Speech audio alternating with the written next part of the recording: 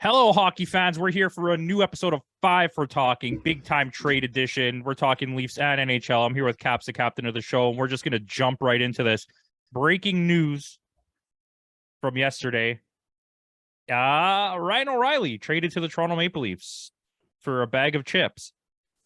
So I don't know if you want to elaborate on this trade, but I feel like the general consensus of the online community seems to be very negative towards this trade for some reason. I don't see why. I think this is an absolutely amazing trade. It's exactly what the Leafs needed. If you're like, I'm not going to sit here and pretend nobody would want Patrick Kane, right? It might not even be off the table at this point. But let's not pretend that Patrick Kane is the piece that the Leafs needed. The Leafs needed strong depth up the center, people who win faceoffs, and more two-way defensive grit. And that's what they're getting in this situation. I don't know if you want to chime in on that, specifically that situation. Like, you're getting one of the best two-way forwards in the league. You know what I mean? He's going to play on your third line. And he's going to be on the third line. Like, and that's a great thing. It gives you options. You could bump him up to the second line. You know what I mean? Like, if you're closing a game and you have Tavares there and he gets taken off the faceoff, you can put in O'Reilly in as your second option. Like, you have options now. You know what I mean? Like, I don't understand the negativity behind it. Did they give a lot? Well, maybe. I mean, you got to give up a lot in order to pay the price. I mean, I don't see anybody. Okay, well, I don't see anybody saying anything about what they did with Kawhi Leonard, and the guy left the next year. They won a championship. You got to do what you got to do sometimes. Yeah. Okay. Let's address that particular aspect of this trade. I don't think they gave up a lot. You might look at that package and be like, wow, they gave up a lot of draft picks. This is not the NBA where you have 2 rounds. There's 7 rounds of drafting, number one. Okay. Yeah. Number two, let's take all of the excess draft picks and move them aside. Let's just address the first round pick. If you're going to complain about the Leafs losing a 27th or 28th or 29th overall pick here to win a cup, you're insane, because in the second round, they have just as good of a chance as drafting that same guy as they would in that position. We know right now in modern hockey, a second or third round pick can easily turn out as good as a late first round pick. Yep. So that pick is irrelevant. And then when you factor in the seconds and thirds that they traded, first of all, the fourth to Minnesota retained salary. So friggin' amazing. The Leafs retain 1.8 only of the salary because St. Louis keeps 50% and Minnesota's taking 25% for a fourth round pick. But if you look at all the seconds, thirds, whatever else is in this trade, I can't even remember off the top of my head. It's just as irrelevant as the first round pick, because even more so than, okay, you traded a late first, you have a chance in the second and thirds. You traded away a second, who cares? Like, what are your odds that these guys are even making this lineup? The Leafs lineup is stacked. It's stacked. Like, we traded away a prospect in this trade because he's never going to make the lineup. Yep. Yeah, I mean, like, they're going up against most likely either Boston or Tampa. I think that is the standard. That's probably their viewpoint or their argument behind this trade.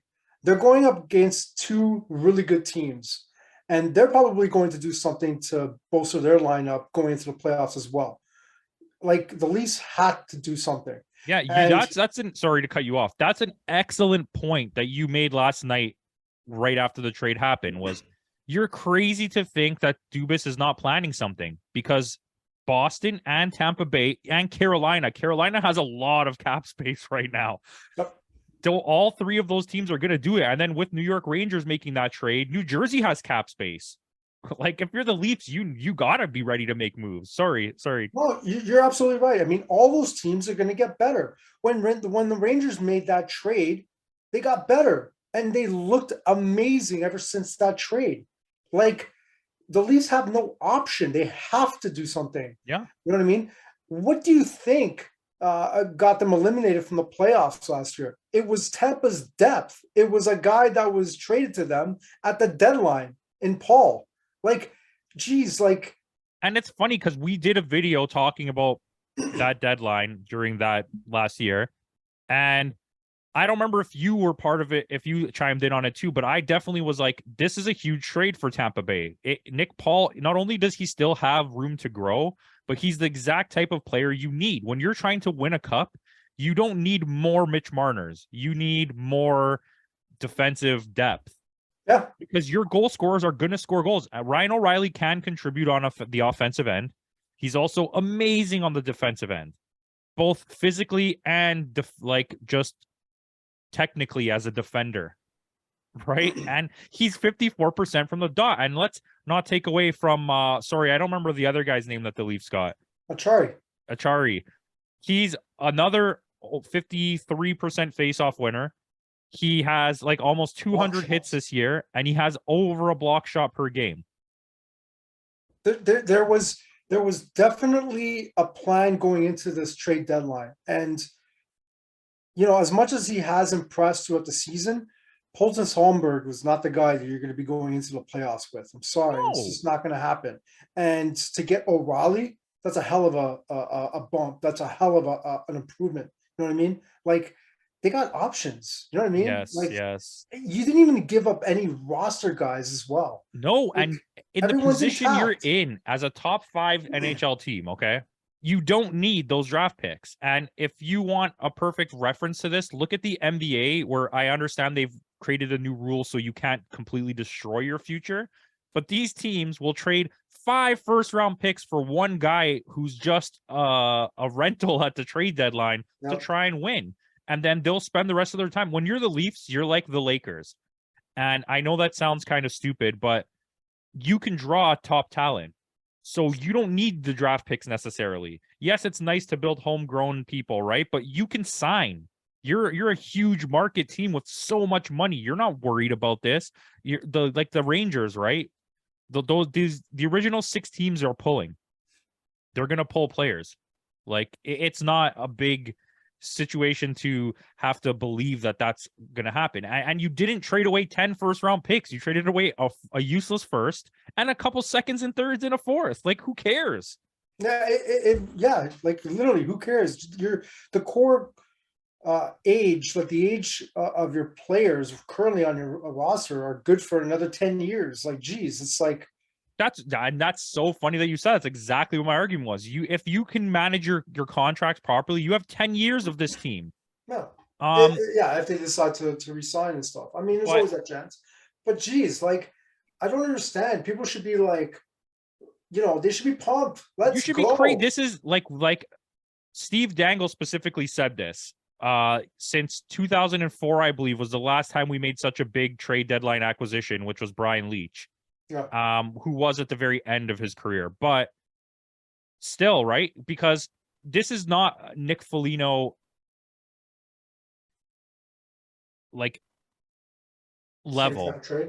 He's a legitimate like second line slot in defender, third line guy. Ryan O'Reilly is a top center, like a top line center. You could put Ryan O'Reilly. Look at the Rangers right now. You put Ryan O'Reilly in that center between Panarin and Tarasenko, which we'll get to that trade in a bit. But like, that's already a top line in the NHL. You could basically slot him in on any top line between any 2 top wingers, and that's a top line. And this guy's going to probably be playing your third line. He's going to contribute. I mean, all those folks out there that think he's washed up, I don't know what you guys 31. Are like. He's 31, and he's playing on a crap team. Like, what do you think is going to happen when he comes here? Like, he's going to be able to contribute with some top players.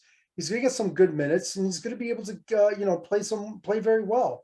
I mean, the 3 games that he played when he came back from his injury, he played well. Like, this type of depth is huge going into the playoffs. It's something we've always lacked. Yeah, like, And for anybody out there that thinks that he can't, Dubas can't do anything else and all that stuff. No, he's got assets. He can make another trade if he wants to. We have a $4 million salary that we can move in Kerfoot. We also have, if we LTIR Murray or Muzzin, I think it is another $4 million. Yeah, like you can, I mean, if other teams are willing to take them, like you have options. You could deal Engvall, you can deal Kerfoot, you could deal Hall. That's like almost $10 million right there. I mean, if anybody's willing to take them, but their defense is probably the deepest it's ever been. Yeah. Is it one of the best? It's still got a ways to go, but you still got options. It's one of the stronger defensive cores we've had, minus Morgan Riley. But I mean, perfect. If they wanted to do something really risque, you could probably get Riley onto that deal because the Leafs played exceptionally well when Riley wasn't playing on the team. That's $7 million right there. I mean, so this is what you're saying. Yeah, this is what you're saying. You're saying 2 first-round picks, Kerfoot and Riley for Patrick Kane and Seth Jones. That's what you're saying? I'm just saying that, for people to say that they don't have options, they got options. If Dubas is willing to do it, and if the other teams are willing, I think he is, because I just want to say one last thing about this trade. You can get Ryan O'Reilly for the package that you traded, okay? And you can have Ryan O'Reilly and lose in the first round with Ryan O'Reilly. Or Ryan O'Reilly goes to Tampa Bay and you lose because Ryan O'Reilly's on Tampa Bay. Or Boston. Yeah, I'd rather take the risk, because we're going to lose in the first round anyways, but I'd rather take the risk of losing with Ryan O'Reilly than losing to Ryan O'Reilly, because you didn't pull the trigger on this trade because you were scared. Yeah. And I'll give Dubas that. Dubas has some balls on him, and he's pulling triggers, and he's ready. There's another trade coming. There's absolutely no way there's not another trade coming. Has to be. That's why this happened so early before the deadline, because he knows that he's planning something. No, he knows that Tampa and Boston are going to do something, and the rumor have to do something else. The big rumor right now is it seems to be a guarantee in the rumor market that the Leafs will pull a defenseman. And then there's also this thought process that they also are looking at wingers. Yeah, so, like the rumor, even before the old Riley thing happened, they were looking at Timo Meier. That's going to be a steep price, by the way. Yeah, they're not getting Timo Meier. Chychrun and I think Chychrun was actually going to go last weekend, but apparently they put a stop to that. I think that Carolina is going to either get Kane or Meier. I think Carolina's going to pull one of those. Listen, we're chirping up about all these teams. I think the scary team to watch at the deadline is going to be Carolina, because I don't know the exact number, but I believe it's like upwards of 6 million space they have. I mean, because a couple of guys, I think Pacioretty's on LTIR again. Did he? And he never came back, eh? He came back for 3 games and tore the same MCL after 3 games. Yeah. I guess I missed that. Yeah, so they're saying there's a shot he could be back should they make it to like the semifinals, but he's probably not coming back this year. I mean, but they're playing great without him. Imagine if you add Patrick Kane to that team. Are you crazy? Or Timo I would rather have Timo Meier, I think. Chychrun, freaking, I know Blackhawks want to deal. Or they're sellers, like they. Taves is gonna go. Taves wants to, for some crazy, as far as I heard. Well, because he's gonna sign somewhere anyways. I think you're gonna see a crazy shot in the dark from a team like Pittsburgh or Washington to get Taves. I think Colorado is probably going to do something. Colorado, we forgot about. That's what I wanted to say, because Landeskog is definitely going to get LTIR'd. I think he already is. Matt Murray was just put on the LTIR. So there you go. Even though he's projected to come back in a couple. They don't need him back. This is just something I was talking to people about yesterday as well. They don't need Murray back. You can let him sit out until the playoffs. They're already the Leafs are guaranteed at this point to finish top 3 in that division. There's no way they're going to lose enough games because Matt Murray didn't play. Like Samsonov is playing amazing. Yeah. Like anyone who doubted him, just like I hope you have your foot in your mouth, Caps. All right. Me? Yeah. Who doubted? You doubted both of my goalies. No, I But doubted Murray. okay, but listen, anyone out there who doubted Samsonov is you're absolutely crazy. The team was not a good defensive team yet last year on Washington, so his save percentage was a reflection of how bad that team was. Yeah, no, I stand guilty as charged. I doubted Murray, and my thought process kind of changed because you kind of, put me at ease with Samsonov saying, hey, with Samsonov coming in, now they got options and, they can go back and forth. And that kind of, Yeah, and Shalgren has looked decent as well. yeah. I think Wolves playing tonight because this is shot on Saturday for anybody that's probably going to realize like Wolves should be playing tonight, and O'Reilly and Achari is going to be playing tonight as well. No, really? Yeah. They just announced it. Oh, I'll definitely be watching this game. So, because they're playing tonight and they play tomorrow night. So, I believe Shalgren is playing tomorrow night because Samsonov is sick. So, dude, there's always that chance that Muzzin can come back too, like for the playoffs. You know what I mean? Like, yeah, that's what I mean. You LTIR, you get to the playoffs. Oh, look, Muzzin and Murray are back. Oh, and we got Patrick Kane and Chikrin. Yeah, congratulations. But I mean, I think the trade deadline's about 3 weeks away. Yes, 2.5 weeks. 2, something like that. Yeah, I it's mean, in March. It's probably going to be one of the most entertaining trade deadlines because I think teams realize that they got to wheel and deal in order to get that cup, because they know full well that other teams are going to be just as competitive going into these playoffs. Exactly. And we all know that the East is friggin' tough. The East is by far the better conference, not even close. And if the NBA trade deadline speaks anything to what's about to happen here, we could have a great trade deadline, because the NBA trade deadline was amazing. It was amazing. I mean, it's going to be tough for the NHL because of the cap. However, you can be creative. And this was one of the more creative ones I've seen. Yeah, I'd like the NHL to introduce the luxury tax like how the NBA has, so you can go over the cap, but you have to pay a fine. Oh, the Leafs would I know. Love that. They would just Marner and Matthews would just both have $14 million contracts locked up for 10 years. They'd be signed right now. Yeah. Okay, so let's move on from this, okay? I want to talk about the other elephant in the room, the Tarasenko trade. So St. Louis is just loading up on prospects and draft picks. Good for them. Good for them. Can I tell you something? If you go right now to linecombinations.com and you look at their team without Riley and without Tarasenko, they still have a really good top 2 lines. I don't know how they haven't been winning this year. They're going to go through a transition. Their goalie situation is their problem. But yes, okay, so Tarasenko got traded to the Rangers, and he looks friggin' fantastic. Fantastic. It's like he turned into a different person. I don't even know. Him with Panarin is like this disgusting combination. Yep. And it just gives the Rangers more options. You know what I mean? Like we talked about this in the ranking video. The third line has 2 top 3 draft picks on it.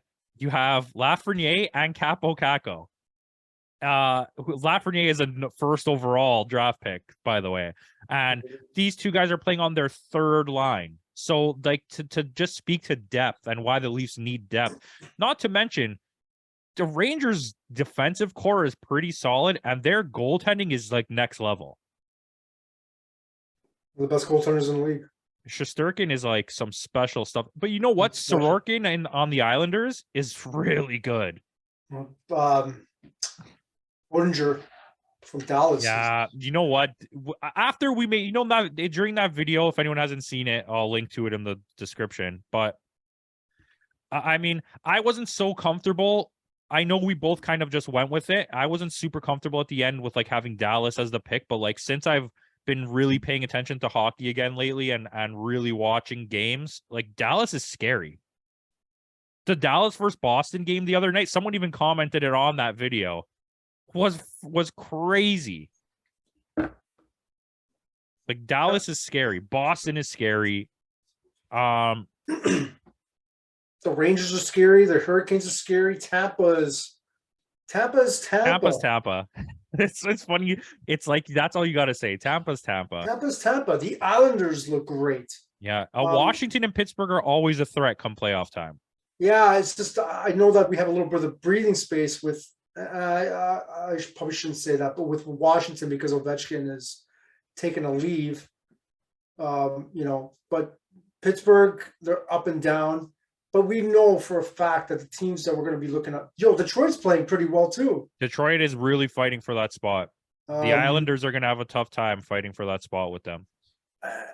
You know what I mean? It's there. We know which teams we're looking out for. Probably the most disappointing is Florida. Sorry. Yeah, I would say, okay, so you know what? Let's talk about that for a second. Tkachuk has, I don't remember the number, so like, forgive me, but I believe he has 26 more points than Weegar and Huberdeau combined, and that was what that trade was. So that's crazy, and we knew Tkachuk would be good, but Barkov is a really good player. And I think that a lot of Huberdeau's success was based around Barkov. Not to say that Huberdeau's bad, but Huberdeau was elevated to another level because of that. And Florida's not playing well. What is the deal in Calgary? It's like both of them are the same. Like, they both got bad. Like, both Florida and Calgary came out losers in this trade.